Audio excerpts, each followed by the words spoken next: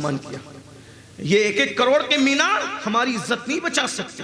مینار بناؤ لیکن 1-1 کروڑ کے مینار ہماری عزت نہیں بچا سکتے. عزت بچانا ہے ایک دوسرے کی مدد کرنا سیکھو, ایک دوسرے کی امداد کرنا سیکھو. صحابہ کرام نے اعتکاف توڑ دیے مدد کے لیے.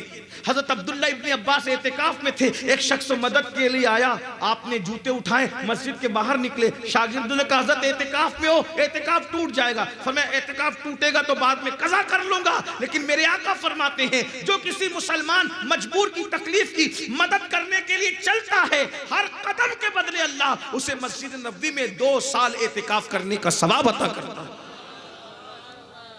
ہم کس کی مدد کر رہے ہیں, ہم کہاں مدد کر رہے ہیں؟ حضور شیخ اعظم سے سیکھیے, غریب پرور پیر سے سیکھیے, غریبوں کی مدد کیجیے, غریبوں کی امداد کیجیے.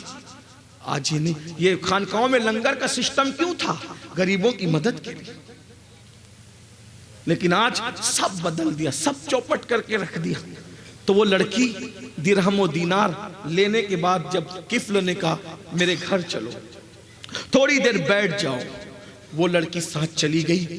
جیسی وہ لڑکی گھر میں پہنچی, کفل نے جلدی جلدی سے سارے کھڑکی دروازے بند کر دیے. اور جب سب کھڑکی دروازے کفل نے بند کر دیے تو بند کرنے کے بعد دھیرے دھیرے کھسک کھسک کر کفل اس کے آگے آتا رہا. اور جیسی قریب آیا لڑکی کھڑی ہو گئی اور تھر تھر کانپنے لگی. ایک بات یاد رکھنا, اللہ دولت سب کو دیتا ہے لیکن اپنا خوف سب کو نہیں دیتا. جس سے محبت کرتا ہے اسی کو خوف خدا عطا کرتا ہے. اگر آپ کے دل میں خوف خدا نہیں ہے سمجھ لیجئے اللہ محبت نہیں کرتا. دولت تو وہ کافروں کو بھی دیتا ہے, دولت تو وہ فرعون کو بھی دیتا ہے, حکومت تو وہ نمرود کو بھی دیتا ہے, لیکن اللہ اپنا خوف صرف اپنوں کو دیتا ہے, اپنے چہیتوں کو دیتا ہے, اپنے پیاروں کو دیتا ہے. جن کے لیے جنت کے فیصلے کرتا ہے انہی کو اپنا خوف بھی عطا کرتا ہے, انہی کو اپنا شوق بھی عطا کرتا ہے. اس لیے اگر دل میں خوف نہیں ہے, اب دل میں خوف ہے یا نہیں ہے چیک کیسے کریں؟ جب گناہ کرتے وقت کوئی چیز رکاوٹ نہ بنے سمجھو دل سے خوف نکل گیا.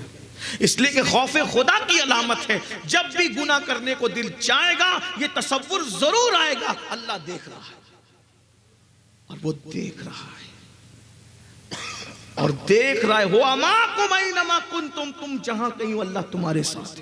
نحن اقرب الیہ من حبل الورید, اللہ تمہاری شہ رگ سے زیادہ قریب ہے. اس لڑکی کو کپ کپی آئی, تھر تھر کانپنے لگی. کفل نے کہا کیا ہو گیا تجھے؟ اس نے کہا کفل یہ گناہ تو نے بار بار کیا میں جانتی ہوں, لیکن آج سے پہلے میں نے کبھی نہیں کیا کفل. اس نے کہا کوئی نہیں دیکھ رہا ہے, اور اگر کوئی دیکھ بھی رہا ہوتا تو سماج میں تیری مدد کس نے کی؟ کسی نے تو تیری مدد کی نہیں, کس سے تو ڈر رہی ہے؟ کہا کسی سے نہیں ڈر رہی ہوں, سب دروازے بند ہو گئے نا, لیکن اللہ تو دیکھ رہا ہے. میں قیامت کے دن کہاں سے اللہ کو طاقت لاؤں گی منہ میں کہ اللہ کو جواب دے سکوں کہ میں نے کفل کے ساتھ زنا کیا تھا؟ میں کیسے جواب دے پاؤں گی؟ میرے اندر ہمت نہیں ہے. کفل اللہ سے ڈر, اللہ دیکھ رہا ہے. بس اتنا کہنا تھا. کہتے ہیں کہ دل سے جو بات نکلتی ہے اثر رکھتی ہے, پر نہیں طاقت پرواز مگر رکھتی ہے. بات دل سے نکلی, دل میں اتر گئی. کفل نے کہا جلدی سے نکل جا, اگر تو اللہ سے ڈرتی ہے میں بھی گناہ نہیں کروں گا, جا جلدی سے. ادھر وہ لڑکی نکل کر گئی, ادھر موت کا فرشتہ گھر میں آیا, کفل کی روح نکال لی. کفل مر گیا. کفل مر گیا, جنگل کی آگ کی طرح پورے شہر میں بات پھیل گئی. کفل مر گیا, مر گیا, مر گیا. کچھ زاہدان خشک آپس میں بات کرنے لگے, بڑا مجرم تھا, بڑا پاپی تھا, بڑا گنہگار تھا, مر گیا, منہ کالا ہو گیا ہوگا, یہ ہو گیا ہوگا, وہ ہو گیا ہوگا, سب باتیں کرنے لگے. لیکن کچھ اللہ والے تھے, انہوں نے کہا کفل کیسا بھی تھا لیکن تھا تو مسلمان, چلو اس کے جنازے میں چلتے ہیں. جب اس کے دروازے پر آئے تو نور کے قلم سے, اللہ کے قلم سے, نور کے قلم سے اس کے گھر کے دروازے پہ لکھا ہوا تھا ان اللہ تعالی قد غفر للکفل, کہ کفل اللہ کے ڈر سے ایک گناہ کو اس نے چھوڑا, اللہ نے اس کے ساری زندگی کے گناہوں کی مغفرت فرمائی. ساری زندگی کے گناہ, ایک گناہ چھوڑا اللہ کے خوف سے, ساری زندگی کے گناہ اللہ نے اس کے بخش دیے. میرے بھائیوں, حضور شیخ اعظم کے عرس میں آئے ہو. شیخ اعظم مخدوم پاک اور غوث پاک کے شہزادے, ایسا پیر جس کی شفقتیں, جس کی محبتیں, جس کا پیار, اللہ اکبر, آج بھی یاد آتا ہے. یکساں کبھی یہ نہیں دیکھا یہ میرا مرید ہے یا کسی دوسرے کا مرید ہے. جو بھی ملنے گیا پیار دیا، محبتیں دی۔ ایک مرتبہ میں کہ چوچے مقدسہ حاضر ہوا، پیر سے معذور ہو چکے تھے، آخری ملاقات وہی تھی۔ عصر کے بعد میں ملنے کے لیے گیا تو مجھے اپنے ساتھ اپنے پلنگ پہ بٹھایا، اور بٹھانے کے بعد جو خادم تھا اس کو کہا کہ بھائی ذرا ان کے لیے ناشتہ لاؤ۔ مجھے یاد ہے ہرے رنگ کی وہ مٹر جو ہے وہ ابلی ہوئی حضرت نے مجھے کھلایا۔ مالیگاؤں کے حالات پوچھے۔ حضور شیخ اعظم سے ہم لوگ کا تعلق اس اعتبار سے بھی ہے کہ شیخ اعظم نے 1960 میں جو اپنی زندگی کا سب سے پہلا دورہ کیا تھا دعوت و تبلیغ کے لیے، وہ ہمارے شہر مالیگاؤں کے لیے کیا تھا۔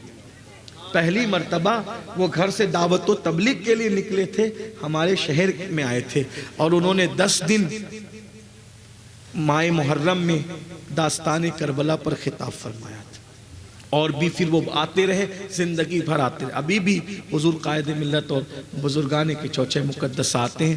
ہم لوگ وہ خوش نصیب ہماری آنکھیں ہیں کہ ہم نے سرکار کلاں کو بھی دیکھا، شیخ اعظم کو بھی دیکھا، اور قائد ملت کو بھی دیکھ رہے ہیں، اور ابھی ان کی اولاد کو بھی دیکھ رہے ہیں۔ اللہ تعالیٰ زندگی دے تو ان کے پوتا پوتیوں کو بھی دیکھیں گے، یعنی 5 نسلوں کو دیکھیں گے۔ اپنے بزرگوں سے وابستہ رہو، زبانی طور پر نہیں، اپنے بزرگوں سے کردار کے اعتبار سے وابستہ رہو۔ گفتار کے غازی مت بنو، کردار کے غازی بنو۔ اللہ پاک کی بارگاہ میں دعا کرتا ہوں کہ اللہ تبارک و تعالیٰ اپنے پیارے حبیب کے صدقے ہم سب کو عمل کرنے کی توفیق عطا فرمائے، جہنم کی آگ سے ہم سب کو بچائے۔ جو پیغام بہنوں کو دیا گیا، بھائیوں کو دیا گیا، امید ہے آپ سب اس پر عمل کریں گے، نمازوں کے پابند بنے، ایک دوسرے کے مددگار بنے۔ اللہ تعالیٰ سب پر کرم کی نظر فرمائے۔ گفتگو کے درمیان کوئی غلطی ہو تو اللہ تعالیٰ معاف فرما دے۔ استغفر اللہ ربی من کل ذنب و اتوب الیہ وما علینا الا البلاغ۔ السلام